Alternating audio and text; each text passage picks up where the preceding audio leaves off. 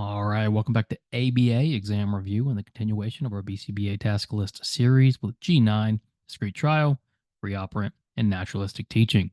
Here, we're going to be focusing more on skill acquisition, and I want you to think about these three ideas as the umbrellas of teaching, where all of our other interventions kind of fall under those.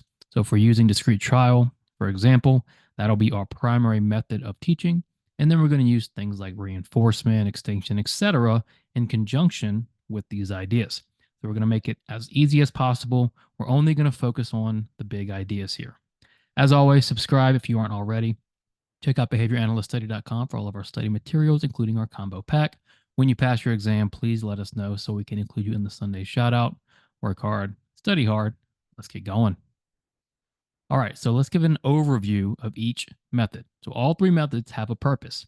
As always, right, we're choosing the method based on your goal and the client's needs. Everything you do is individualized. Don't ever think anything we do is standardized. You need to go into each client with a blank slate, and you should go into each goal with a blank slate.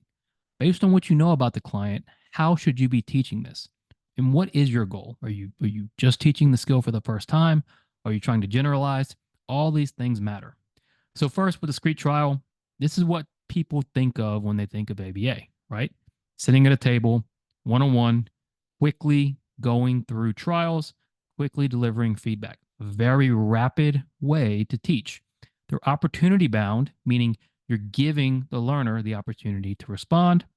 They respond or don't, and then you provide the consequence, right? So very, very straightforward and the most common way of teaching in ABA. Naturalistic, now this is when we are using the natural environment and incidental teaching methods to encourage, let's say, generalization and skill acquisition in the natural world. And so what we're doing here is we're more or less with the client, and as teaching opportunities arise naturally, you take advantage. So let's say you're driving in a car and you see a horse and you say to your son, well, name the animal. The son says horse. It wasn't contrived. You just happened to drive by the horse. You saw the horse. You thought, well, let's do some tacting. And you asked the son, name the horse. So discrete trial and naturalistic are going to be the two primary teaching ideas as far as what you do in skill acquisition. Discrete trial is going to be more for initial skill acquisition. And then as you're acquiring the skill, or as you're teaching the skill, I should say, you should be looking for natural opportunities to reteach that skill. So these, don't think of these so much as separate. Think of these as complements to each other. Table work, very important, right? So we can start to strengthen that skill, establish the skill. Away from the table, though, teaching never stops. So always be looking for those naturally occurring teaching situations to continue. And then free operant's a little different. So these are behaviors that have no clear onsets and offsets. They don't depend on an SD, and they don't prevent the learner from responding again quickly. What we mean by free operant is more or less you observing the learner and their natural environment, and it's more child-led. So in a lot of, especially early childhood education, we talk a lot about child-led teaching, right? And letting the child lead the session. That's more or less what free operant is. What do they want to engage in? What do they want to learn that day? Let's get into discrete trial a little more. Again, the most commonly thought of way to teach in ABA. You're all probably very familiar with discrete trial, especially if you worked as an RBT. You should be very knowledgeable on DTT. It's not that complicated of a topic, right? Again, they're opportunity bound, meaning you're giving the learner the opportunity to respond. It's a standard way of teaching, and it's very good for new skill acquisition targets. Why? Because you have maximum control, right? It's a one-on-one situation. You're contriving everything. You can rapidly deliver reinforcement, rapidly give feedback, do a lot of trials in a short amount of time. So how do we do discrete trial teaching? Well, we present the SD, and then if the prompt is necessary, the prompt comes next. We have a response. We then have the consequence, which could be reinforcement. It could be constructive feedback, whatever it might be, whatever the response is, I should say, the consequence is going to follow that response. And then you have a brief pause, and you go back to the SD. Very straightforward. Again, great way to teach new skills, great way to deliver a lot of reinforcement rapidly. You can do a lot of discrete trials very, very quickly if done right. And then naturalistic teaching. Again, naturalistic teaching should be a complement to the discrete trial teaching. So let's say, for example, you've spent a week on discrete trial with the client and you've been working on colors and shapes. Well, clearly, once you're away from the table, there are millions of opportunities to work on colors and shapes in the natural environment. So again, don't think of these as separate, think of these as complements, right? Because with naturalistic teaching or incidental teaching, as it's sometimes called, we're taking advantage of opportunities that present naturally during the day. I think pretty much anybody can do discrete trial teaching with the right amount of training.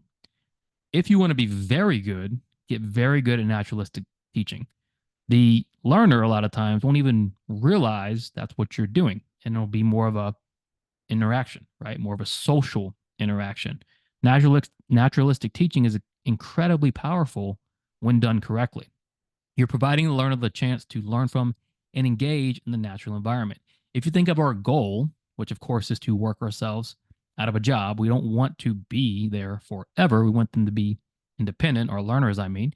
You want them to start contacting reinforcement and consequences in the natural environment.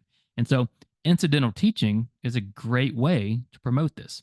Fantastic for generalization, great for functional communication and maintenance. Again, which is better, DTT or naturalistic? Neither is better. Both have a purpose, right? And you have to understand the purpose behind each before you choose which one you're going to use. But again, you should use both and they should complement each other. Okay, so a huge part of your job as an analyst, remember, your job isn't so much implementation anymore. It isn't one-on-one with the clients. You're directing the whole thing. You're planning, you're strategizing, you're training. So a huge part of your job is picking the right plan, picking the right strategies, and then training your technicians to implement those strategies. And then finally, free operant, which is not very often talked about. We talk about free operant a lot in preference assessments, but not so much in teaching. And so it's a little hard to think about. But think about free operant as learner led. Okay. It's child led, meaning you're kind of taking a back seat and you are watching and observing as the client goes and letting them more or less choose what they want to engage in for that day, what they want to learn for that day, and then using those opportunities to teach. Okay, there's flexibility, obviously, because you're not really contriving anything. You're watching them, you're letting them lead. You've got more freedom. The learner has more freedom, which usually they love, but it's much more passive than naturalistic teaching because, again, it doesn't depend on an SD, meaning it doesn't depend on you, the interventionist, always giving the instruction, right? You can use whatever the client is doing just to teach. And so naturalistic and free operant are a little similar, right? But free operant is much more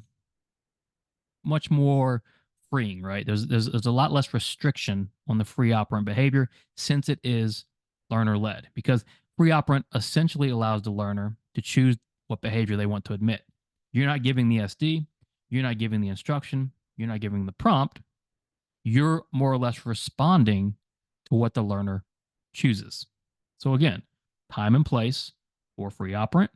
Free operant is great if you want the learner to lead the session. Okay. And again, each one of these has a time and place. It's up to you as the analyst to pick when that time and place is to use each one. All right. Thanks for watching. Be sure to check out the rest of our playlist. Subscribe for all of our videos. We release BCBA videos Friday, Saturday, Sunday. We also have a great RBT video series, which we highly recommend for any technicians coming up. As always, subscribe. Check out behavioranalyststudy.com for all of our study materials. Let us know when you pass so we can include you in the Sunday shout out. Work hard, study hard. See you soon.